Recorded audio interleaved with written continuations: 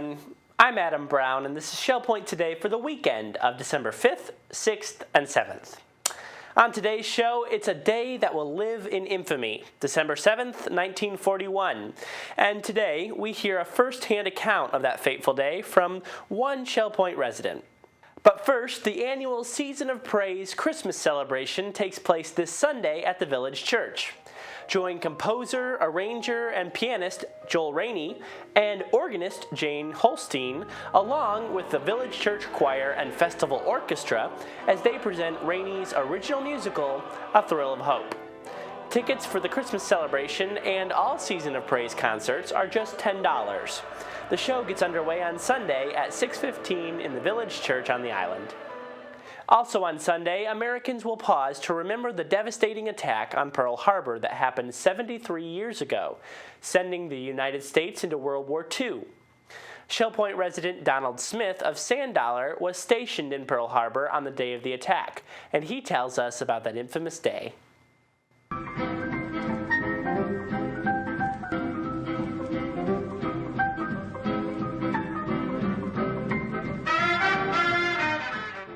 Well, you know, it was an interesting way that I decided to go into the Army Signal Corps, because when I was in high school, I was an electronic bug, you know. I was interested in anything that would had a battery hooked up to it. And so I went down to, after I got through high school, I went down to the Army recruiting and told them I wanted something that had something to do with signals and radio. And they said, oh, we have just a place for you, the 11th Signal Company in Oahu, Hawaii. And I said, that's fine. I'd like to go over there because, first of all, I wanted to learn how to fly, and they had a program over there for non-commissioned officers whereby you could learn to fly P-38s, which was the fastest plane at the time. And so I decided that would be a good idea. I went to school in Fort Monmouth, New Jersey for 8 months before I ever went to Hawaii, even though I had signed up for the 11th Signal Company. I went to school for about 8 months, and then I set sail for Honolulu about August the 1st, and I got there on August the 6th. I was interviewed by the captain of the company, and he said, well, we're going to put you over on the high-speed radio. And that's where I ended up in that radio station. And so that kept us busy from 9 o'clock at night about until 2 o'clock the following morning. So at 2 o'clock we had breakfast and we all went to bed. We had sleeping quarters in this radio station right near Wheeler Field. So we all went to breakfast in our little kitchen, and then we fell asleep, and that was the morning of the attack. Then at 8 o'clock, 7:40 in the morning, the first planes came over with a terrible roar. And we thought, oh, great, that's the Navy practicing again. So when we heard a couple of more come over and rat-tat-tat, we decided to get up and look at it, and that's what we saw. The Japanese up there with their scarves flying out of their canopies, and they were looking down at us, and we were looking up at them, and off they went down to Wheeler, to the strip, and started peppering those P-40Ds. There was Hickam Field and Wheeler Field, which are considered part of the Pearl Harbor makeup. You know, the attack included them, so we were anxious to hear all about them. So I was over at Wheeler, and I saw these planes come over, and it was just shook me out of my bed. Went out to look at them, and here these rising suns are all over the place. 12 battleships were shining in the sun on December the 7th, 1941, just about the time all the sailors were either having breakfast, or they were sleeping in because it was Sunday, or they were on a pass to Honolulu.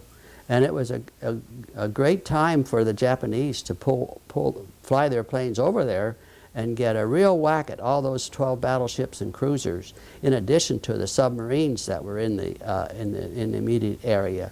So it was a great time for them.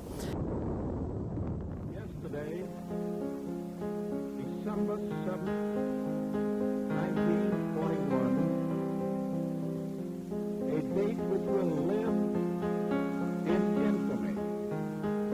I ask the Congress declare that since the unprovoked and dastardly attack by Japan on Sunday, December 7th, 1941, a state of war has existed between the United States and the Japanese Empire.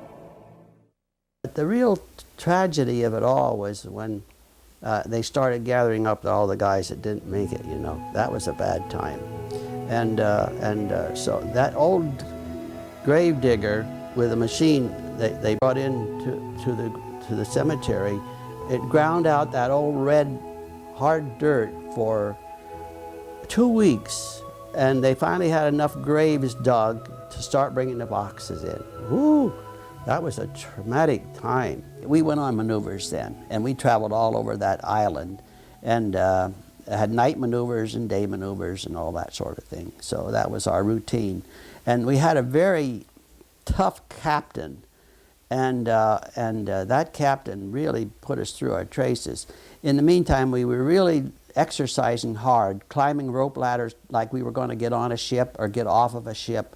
Went way up in the air, and then we'd have to climb all the way up on a rope ladder and come down the other side and run along a rope. And they threw us in a pool with with our full field packs on, and we started to really get in shape. So they sent us off to Guadalcanal, and that was really a tough time.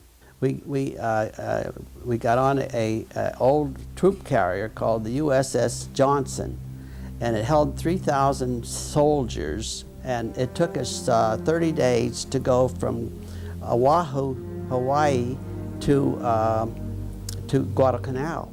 We were stopped on various occasions when the submarines got too close to us, but as I said, we jumped off the old ship into the water, into a Higgins boat, and then from the Higgins boat into the water and waded ashore. The first night we were right billeted by the beach, and what do you suppose happened? A horse walked through the camp and someone shot. And we thought, well, it must have been a Japanese coming through the camp, but it wasn't. It was a horse, but the horse got away. Isn't that wonderful? And our job was to provide the communications with the front lines and the division headquarters and any other place where they needed communications. That was my job. In the meantime, we were going out looking for Japanese equipment because they had some equipment that we wanted to know about. And we got out there one day and we got in a terrible battle. And the Japanese were up in the trees, and so the Marines came along and blew the place apart and rescued us, more or less. And so that was a pretty heavy day. But that's the trouble. When you go through a war for 4 years and you don't get hit, you wonder, well, listen, somebody must be watching over me. All of those men that were in that attack in Pearl Harbor, who lived to talk about it, if they were young like we all learned something. And we went into that situation as kids and came out as men, really. So I am glad that I had an opportunity to fight in that war, because that's one thing I wanted to do. I wanted to serve my country. Coming up, we're going to replay some of the best stories from earlier this week on ShellPoint TV. But before we do that, let's cover all of this weekend's happenings, menus, and church news. Hi ShellPoint, you are tuned into the weekend edition of SPTV Happenings. I'm here with Caitlin Van Scoy and I'm Melody Desolé. And from the both of us, we can't say it enough. Thank you so much for your generosity towards us as employees in the resident gift to us. We so appreciate you and all your generosity. So you are truly making our Christmas warm and bright. Let's get started for Friday, December 5th's activities. We begin in the morning at 8 a.m. with men's match play doubles tennis at the Woodlands Tennis Courts. 8:15 brings us to the Stamp Ministry volunteers meeting in the Stamp Room on the island. Now at 8:30 to 11:30, the Friday Marketplace will be held outside the Resident Activity Center in the Administration Courtyard. At 9:30, we have canasta and samba being played in the common second floor lobby of the Woodlands. 10 o'clock brings us to men's match play doubles tennis meeting at the Woodlands Tennis Courts. Inquiring Minds will meet in the Manatee Room on the island at 10:15. And at 10:30, the Suzy Q will be taking off for Marker 92. Sign up is required for this trip. Now the morning has been completed. The afternoon brings us at 12:30 Mixed Progressive Bridge being played in the game room at the Woodlands. At 1 o'clock, we have a diabetes group appointment being held in the Social Center on the island. Now head over to the Tarpon Room at 1:15 for advanced table tennis. The Quilters are meeting in the Osprey Room on the island at 1:15. From 1:30 to 3:30, the Metal Train Room will be open for complimentary tours, and that is located in the Creative Arts Tunnel on the island. Bid Euchre is being played at 2 o'clock in the Sabre Room at the Woodlands. And head over to the Life Quest Aquatic Center at 2:15 for water volleyball. At 2:30, Latin Size will be held in the Health Club on the island. And 2:45 brings us to the Resident Quarterly Meeting. This will be held in the church auditorium. At 4 o'clock, pickleball will be played outside the Resident Activity Center, and Friday wraps up with 6:45 game night being played in the Resident Activity Center on the island. Caitlin, what do we have for Saturday? Thanks, Melody. We kick off the morning with 8 a.m. pickleball behind the Resident Activity Center on the island. Also at 8 a.m., the round robin doubles tennis at the tennis courts at the Woodlands. Both at 9:30, we have men's and women's doubles tennis at the tennis courts at the Woodlands. 9:45 is duplicate bridge. Come down to the Manatee Room on the island for that. The Model Yacht Sailing Club will be meeting at the Garden Apartment Pond on the island at 10:15 a.m. That wraps up our morning activities, and we start the afternoon off with 1 p.m. chess at the Library Lounge at the Resident Activity Center. Scrabble was being played at 1:15 at the Library Lounge on the island. Also at 1:15, we have table tennis at the Tarpon Room on the island. If you like dancing, come down at 3:15 for basic line dancing at the Health Club on the island. We finish the day off with 6:30 p.m. duplicate bridge meeting at the Manatee Room on the island. And that concludes Saturday. Melody? Well, Sunday brings us to two different options at 9 a.m. with Christian Life Studies, both being held in the game room at the Woodlands or at the Village Church on the island. At 10:15, morning worship will take place in the Village Church. It is also broadcast live on SPTV Channel 13 if you can't make it to the church. Now the afternoon brings us to 3:15 ballroom line dancing for beginners. This is held in the Health Club. And the evening wraps up at 6:15 with Season of Praise Christmas Celebration. A ticket is required, and this is at the Village Church. You can pick up your ticket by calling 454-2147. Thank you so much for joining us for this weekend edition of SPTV Happenings. We are so glad to be here in front of you today. We hope you enjoy your holidays and your December. Thank you. Menus for your weekend. In the Crystal Room, the Crystal Platter on Friday is fried grouper and shrimp with homemade chips and coleslaw. The dinner special is the seafood buffet for $15.95, and the soup of the day is Manhattan clam chowder. In the Island Cafe for lunch, the special is a fish sandwich with coleslaw for $7.25. The dinner special is Chef's Choice for $8.25. On Friday, the Palm Grill is closed for a private Christmas party. On Saturday, the Crystal Room is closed. In the Island Cafe for lunch on Saturday, the special is a barbecue pork sandwich with chips for $7.25, and the dinner special is a stuffed green pepper with mashed potatoes and broccoli for $8.25. The dinner special in the Palm Grill on Saturday is prime rib for $19.95. On Sunday, the Crystal Room features its Sunday brunch for $17.50. In the Island Cafe for lunch on Sunday, the special is fresh fruit with cottage cheese, sliced tomato, and a hamburger patty for $7.25, and the dinner special is Chef's Choice for $8.25. And the Palm Grill is closed on Sundays. All menus are available 24 hours a day at www.shellpoint.net. Hi, welcome to Village Church Connections. I'm Andy Hawkins, the senior pastor of the Village Church, and I'm here with our minister of music and worship, Randy Woods, and we're looking toward the weekend, and it's a glorious weekend, and it always is every year. And there is, of course, in the beginning of Advent season, we have some special musical presentations, and so both in the morning and in the evening. So tell us a little bit about what's going on that really glorifies God and will be an inspiration to people. Well, it is the first weekend of December. and it's our Christmas celebration. It's part of the Season of Praise concert series we start this weekend. And Sunday morning, as we worship together, our guest artist will be with us, Joe Rainey, who is the composer, arranger, and an amazing pianist. So Joe will be playing for service, as well as Jane Holstein. She's the editor at Hope Publishing Company, and Jane is a fine organist. So they will be at the keyboards. And Joel has written a new piece this year called Christmas Excursions, which is a medley of Christmas carols done in a gospel jazz style. And this piece that Joel has written features the trumpet. And so we're bringing in Gary Greenstein, who is the trumpeter with the Southwest Florida Symphony. And it's going to be good to have him back playing these jazzy gospel arrangements of the Christmas carols. So that will be featured Sunday morning, and the choir will be singing as well. Another anthem that Joe has arranged of Gentle Mary Laid Her Child.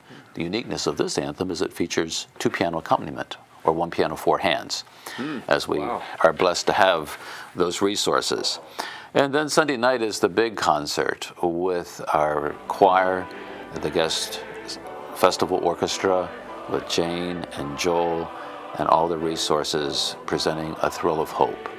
That's fantastic. And this is Joel's piece, so he wrote that, right? Joel wrote this collection of Christmas carols. This work is called A Thrill of Hope. And he wrote that for us in 2009. We commissioned him to do it, and since then it's been published and distributed around the world. So it's been fun to hear other church choir members come back from different occasions and telling me that their choir has sung this work up north or out west or somewhere, and local churches have done it, and it has right on the book dedicated to the village church choir. How about and that was just really exciting for us to do it, and a real privilege to do it again with Joel and Jane. But the work is in 4 movements. It features all the very traditional carols of Christmas, and it's real festive. I trust everyone will get their tickets and be a part of that concert celebration Sunday night at 6:15. So that's the first Season of Praise concert. So it is a ticketed event, $10 per ticket. Is that correct? And so we certainly want people to do that. That's exciting. And they can get tickets at the door if they're available, but don't wait. Get the tickets ahead of time. Indeed. I'm sure it'll be well received. And of course, it's the Sunday morning that we also have communion on Sunday morning as well. The Lord's Supper will be shared. And during this Advent season, you're continuing in a series based on the Advent theme, and we're using the hymn, O Come, Emmanuel. So last week we spoke of Christ our Redeemer, and this week, what are we focusing on? We're focusing on Christ as the one who comes to bring us life. I think it's important to go through the texts, mostly in the Advent text that we typically think of, but there's some other texts in the New Testament as well that tell us why Christ was born. I think it's the story of his birth is wonderful. It's obviously unique in terms of of all religious expressions. It's a terrific story, but the overarching question is why was Jesus born? And so if you look at those texts, there's some significant dimensions that we're unfolding during this Advent series. And so this week we're going to look at the fact that he came to bring us life. And we'll sing that text as well from the carol, O Come, Emmanuel. That's right. So we look forward to a wonderful celebration this weekend, Sunday morning at 10:15. The choir and our guest artists, and Sunday night the concert. As you mentioned, the Advent message as well as communion time. That's right. Well, we're going to look forward to a great day. It's a wonderful time of the year. Advent always is. And so we hope that you'll join us during this Advent season, but especially this coming Sunday in the morning and evening for the special Christmas celebrations that we share. Good day and God bless you. Now a look at some of the best stories from the past week. Christmas is just a few weeks away, and you know what that means? We're just about a month away from getting new ShellPoint directories. The updated version of the directory comes out in January, and here's how you can get your information updated and make any needed changes. I'm Mary Franklin from Resort Services, and I'm here today to talk to you about an important tool that we use as staff, and I know you use as residents as well. That tool is the ShellPoint directory. Many of you know that this gets delivered to your mailboxes twice a year, once in January and again in July. The reason it's distributed twice is because lots of edits and changes need to take place to make sure it's up to date. We need your help in that process. If you add a cell phone number or change your email address, or maybe, unfortunately, we've misspelled something in your name, please let us know so we can get this updated. And to do and make any of these changes, you can call 454-2299. Another couple of reminders about the directory is that don't share this with anyone outside of Shell Point. This is some important information for all of us who live and work here, but we do not want to share this private information with the greater community. So please keep it close to you and not share it with others outside the community. Also, when your new directory is delivered in the months of January or July, bring your old one up to either of the service desk and we will have them properly shredded so that they're not just hanging around Shell Point for someone to possibly pick up and abuse the information that is in here. Well, thank you for listening to this important information. And once again, if you need to make changes to your information, please call 454-2299. I'm Mary Franklin. Make it a great day. The Lee County Sheriff's Office continues to do its part to make sure our senior citizens are not being taken advantage of. The CASE Partnership Program is a unique and successful elder fraud prevention program that partners law enforcement agencies with the faith community. Lee County Sheriff Mike Scott is here to explain. Hi, I'm Lee County Sheriff Mike Scott. It's my pleasure to join you on Shell Point Television today to discuss the CASE Partnership Program. CASE stands for Communities Against Senior Exploitation. It's a unique and successful elder fraud prevention program that partners law enforcement agencies with the faith community. Through education and prevention, CASE works with faith-based communities to empower and protect our older adults. And while we have this program in place to provide support within the community, I want to take a moment to remind you that your personal safety is, first and foremost, in your own hands. With that, it's important to remain vigilant in protecting your identity, personal credit card information, and bank accounts. Unfortunately, despite numerous warnings throughout the year about scammers who prey on unsuspecting consumers through bogus emails and phone calls, the Sheriff's Office continues to receive complaints from trustworthy and innocent victims who have been swindled. Don't let yourself become one of the statistics. Scam artists are getting more and more creative, attacking victims through the internet, over the phone, and even with text messages. Please understand the importance of skepticism when it comes to accepting a prize or payment that seems too good to be true, or when asked to share personal information. Don't be afraid to take a step back and consider the situation, or consult with a respected friend or Shell Point staff member before taking action.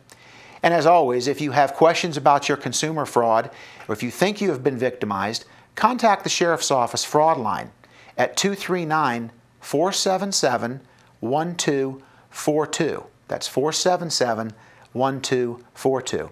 Once again, I'm Sheriff Mike Scott, and I thank you for being an active partner in securing the safety of our community. With Christmas just 3 weeks away, folks around Shell Point are getting in the spirit. Eagles Preserve resident Bob Benjamin has been hard at work throughout the year doing his part to make the holidays special.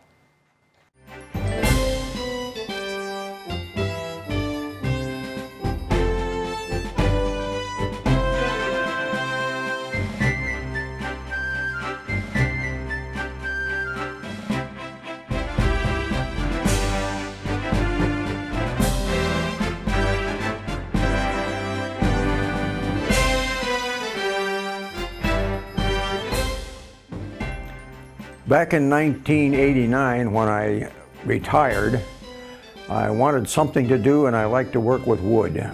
So I bought a complete wood shop from Sears and Roebuck and took part of the basement of our house and set it up in a workshop, and I just wanted something to do, so I did a lot of different things, which they're all over the house here really, but this one here in particular I like real well because I wanted to do something special with that equipment, so I got some plywood.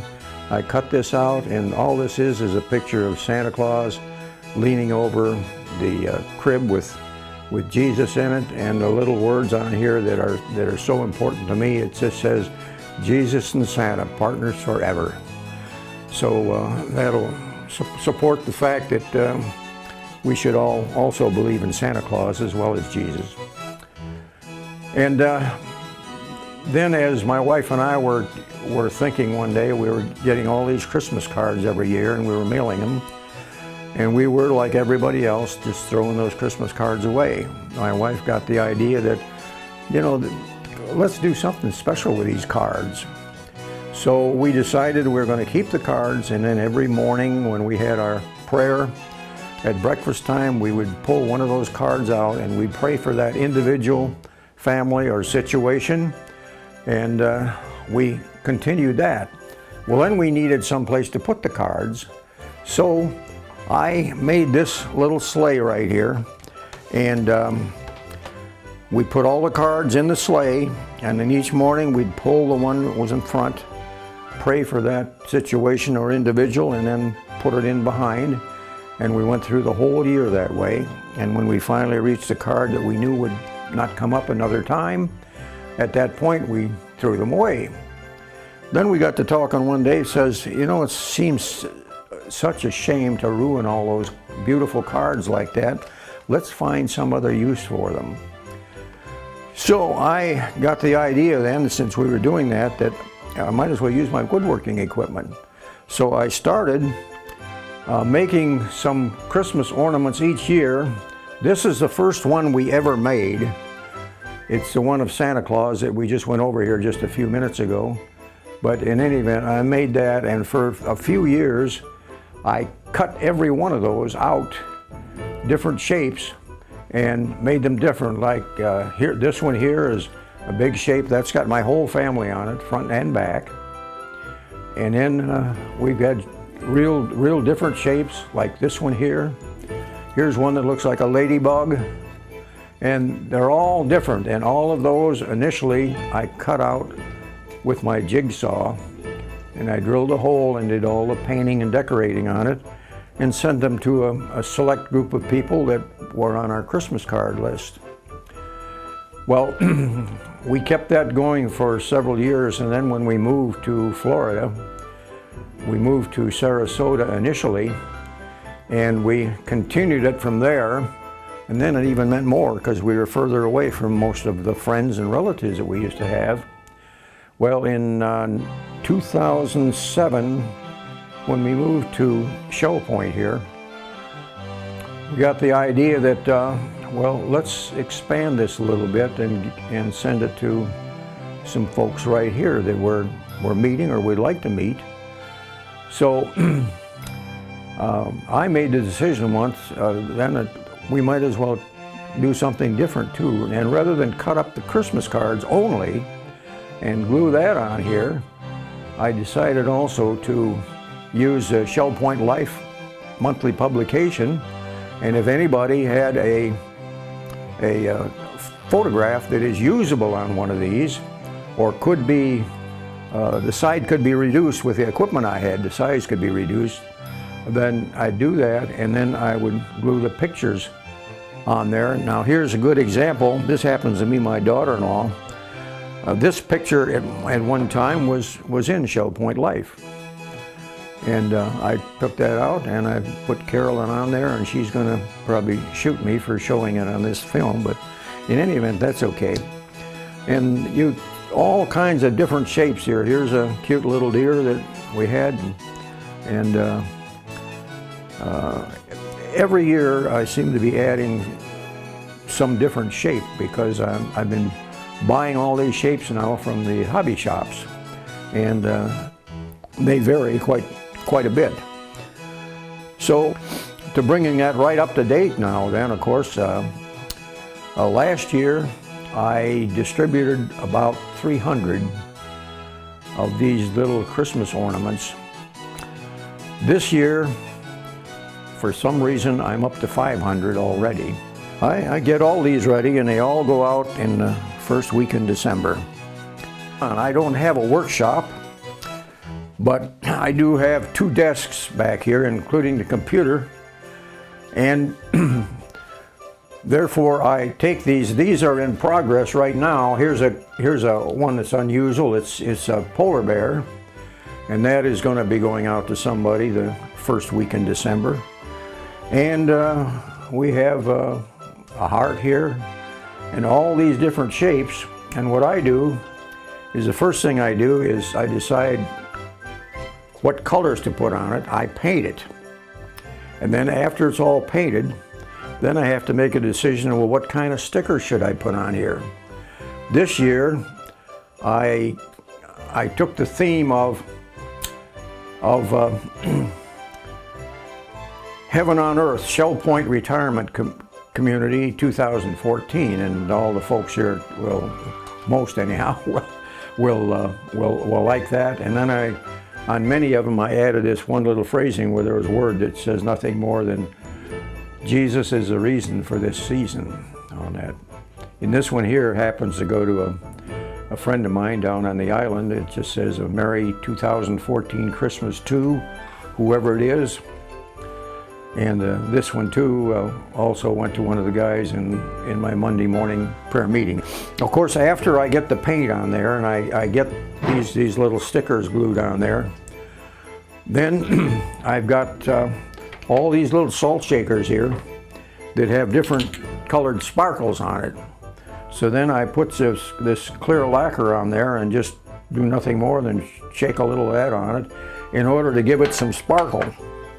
And then of course the last thing I do on these is after the paint and everything is dried, then I have a ball of yarn. I just cut it off and I make a string in here so that it can be hung on the Christmas tree very nicely. Now, making 500 of these in the year 2014 gave me a space problem. So as I made them and put them in the envelopes, they were all either in a green or a red envelope, and then I put them together. These all happen to be going to people that live in Oakmont, every one of them. And then I stack them in here, I catalog them, and now they're all boxed up and ready to go the first week in December. Christmas means an awful lot to me because, as far as I'm concerned, it's not only the most interesting holiday time of the year, but to me it's very, very important because I happen to be a Christian, and all Christians celebrate Christmas and Easter every year solidly. So I like to do that, and I like to put up this artificial tree I've got here is over 30 years old. You know, it still looks like it came out of the box.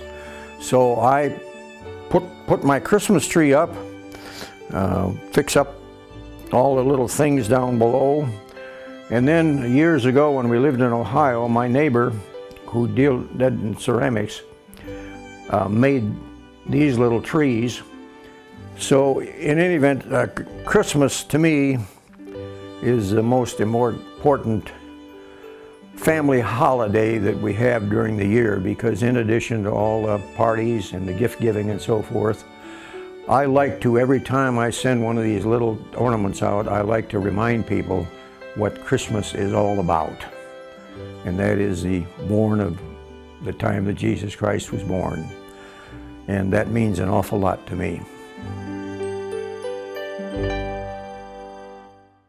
As the holiday season continues, many people are preparing for the celebration of Christmas with the observance of Advent. International worker in residence Janice Quinlan is here to tell us more about the anticipation of the coming of Christ. A joyous and meaningful Advent season from all of your staff at the Village Church. I'm Janice Quinlan, your international worker in residence, living this year with you here at Shell Point Retirement Community. We are beginning the Advent season, and during this Advent time, I'd like to bring you some weekly readings during Advent season, along with the lighting of the Advent wreath. This is a European tradition a time of preparation for the celebration of the birth of our Lord. The very first candle for our Advent wreath is the candle of prophecy. It represents the value of waiting for God and the timing of His perfect plan for His people. It reminds me of the Latin hymn, O come, Emmanuel. O come, Emmanuel, and ransom captive Israel, that mourns in lowly exile here, until the Son of God appear. O come, thou dayspring, come and cheer our spirits by thine advent here. Disperse the gloomy clouds of night, and death's dark shadows put to flight. Rejoice, rejoice, Emmanuel shall come to thee, O Israel. Waiting is difficult, but when the object of our waiting is a treasure of great value, the waiting is worth it. The waiting is rewarded. The Hebrews living at the time of Jesus' birth were waiting. They had been waiting for 400 years. In captivity, Babylon, Persia, two separate Greek empires, and now the Romans. The Messiah had been promised. God had given His word. But the Hebrews were still captives in their own land. And so, in hopelessness, they made a choice to begin living as though the Messiah would never come. So much so that when Jesus did come, most of them missed it. This Advent season, we're waiting too. We are captives in a world that doesn't love God. God has promised that Jesus will come again. While we wait, we have a choice: to wait for the Lord and live in light of Jesus' coming, or to give up hope and live as though it will never happen, so that when Jesus does come, we may miss Him too.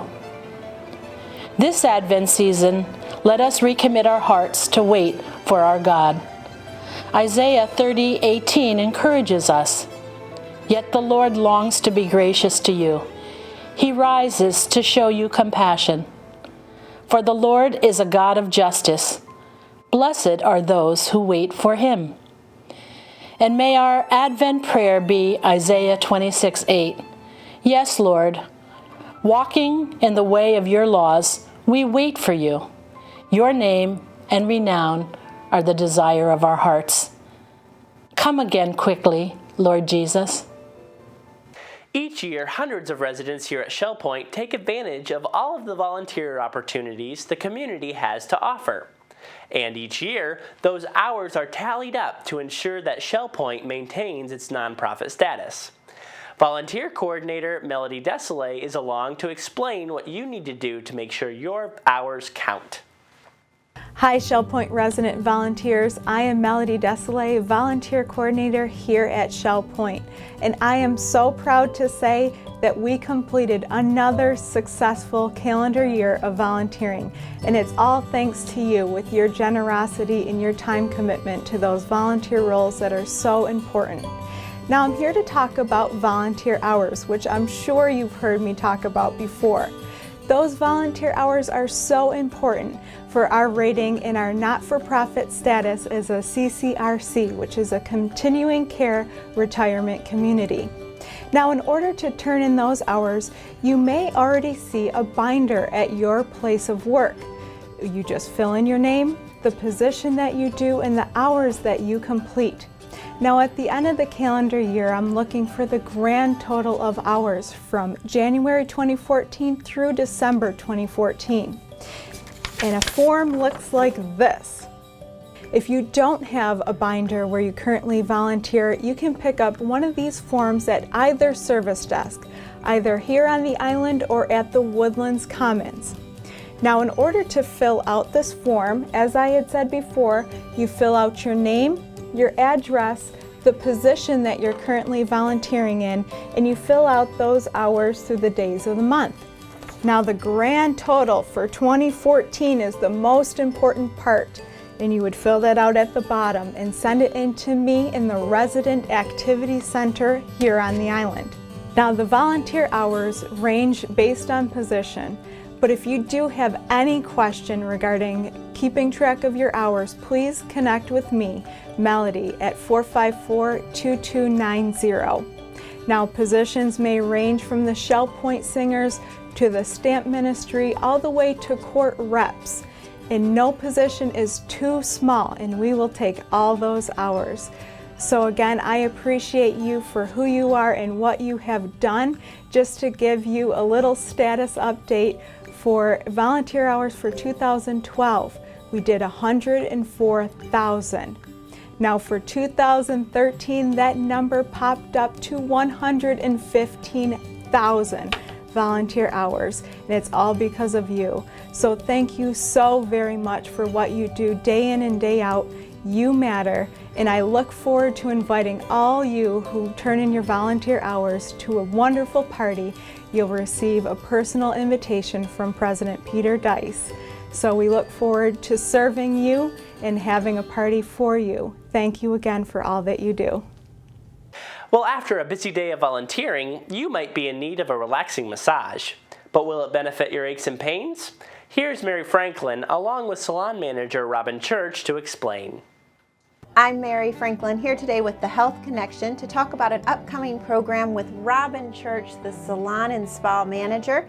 She's going to be doing a presentation on massage magic. And Robin, a lot of us think of massages that it's just for fun or something to really treat ourselves, but there's really a lot of therapeutic positives, right? Yes, absolutely. It really is like a tune-up for the body, and the presentation is going to cover all of the different ways that massage can help you, and all of the different focuses that we can concentrate on. Okay, and it's not just all about the muscles, right? It can also help with blood pressure and different things like that? Absolutely. It can help because you're relaxed. It will help lower the blood pressure. Also, it helps to with circulation to get the body flowing. Right. It helps to move the lymph fluid because the lymph system in your body is the only system that doesn't have a pump. So by massaging the body, you help to move that fluid and get rid of that old fluid so new fluid can replace it. That's interesting. And there's different types of massages. And it's really important for when you come, I'm sure one of the things you'll talk about is you need to let your massage therapist know a little bit about you so they can give you the appropriate massage. Absolutely. We do have everyone fill out a form that gives us some background information. Also, the massage therapist will have a little consultation with you to see if you have any problem areas, because it's important that we know that up front when we're doing the massage, because they address it a little differently. Right. You know, I too, myself, I do not take the time to go and have a massage very often, but once I did, I feel like my posture's a little better. You're standing a little taller. When I go to stretch maybe the next day before or after running, I feel a little bit better. There really are these benefits, and we shouldn't think of it just as a selfish purchase, correct? Right, right. It's really for your overall health and wellness. It's great when you come out of physical therapy to talk with your therapist about maybe massage helping you, because it really is part of your health and wellness. A massage is progressive. So if you do a massage once a year, it's just going to help you for that limited couple of days. Right. But if you do a massage weekly or bi-weekly, each massage builds on the one before. Okay. So that's when you really see the benefits. Okay. Well, if you want to learn about the benefits of massage, make sure to sign up at either service desk for a wonderful informational presentation with the Salon and Spa with Robin Church, and it's entitled Massage Magic, and the details are in the Health Connections booklet. I'm Mary Franklin. Make it a happy and healthy day. Well, that about does it for this week. We're glad you joined us for our show. Tune in again next week for more news and stories from around your community. Until then, this is Shell Point Today for the weekend of December 5th, 6th, and 7th. I'm Adam Brown, and for all of us here at Shell Point TV, we hope you have a great weekend, and we'll see you back here on Monday.